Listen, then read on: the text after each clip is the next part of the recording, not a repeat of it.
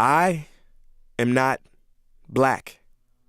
I mean, that's what the world calls me, but it's not me. I didn't come out of my mother's womb saying, "Hey everybody, I'm black."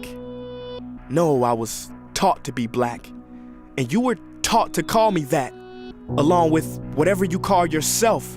It's just a label.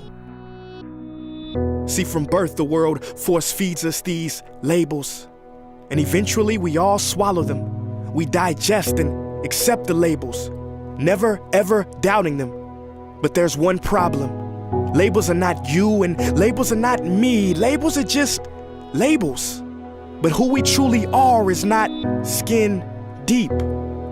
See, when I drive my car, no one would ever confuse the car for me. Well, when I drive my body, why do you confuse me for my body?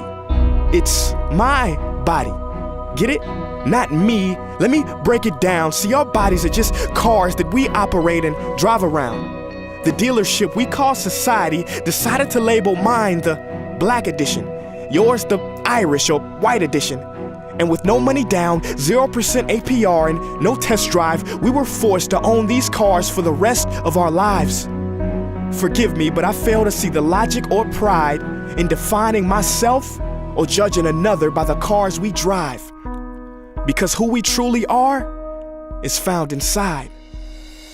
Listen, I'm not here to tell you how science has concluded that genetically we're all mixed and race in the human species doesn't exist, or how every historian knows that race was invented in the 15th century to divide people from each other and it has worked perfectly. No, I'm not here to lecture.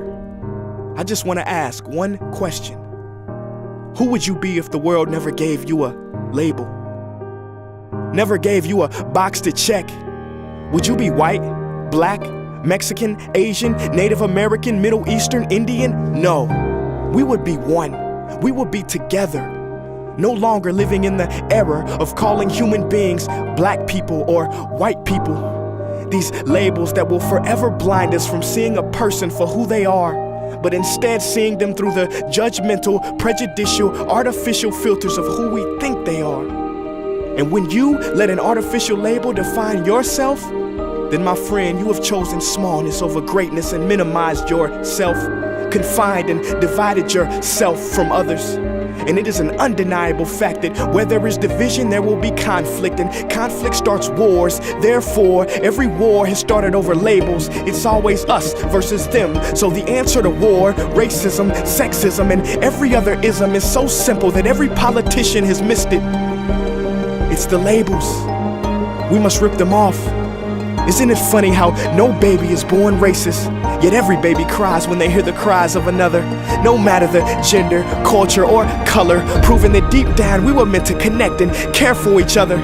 That is our mission, and that is not my opinion. That is the truth in a world that has sold us fiction. Please listen, labels only distort our vision, which is why half of those watching this will dismiss it or feel resistance and conflicted. But just remember, so did the caterpillar before it broke through its shell and became the magnificent butterfly.